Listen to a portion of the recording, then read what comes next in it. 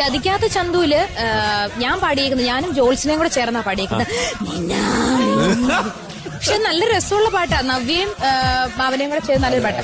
പക്ഷെ ഇപ്പൊ ഞാൻ പാടാൻ പോകുന്നത് അതിൽ തന്നെ ഞാനും വരട്ടെ ആട് മേയ്ക്കാൻ കാനെന്ന ചായയിൽ എന്നുള്ള പാട്ടാണ്.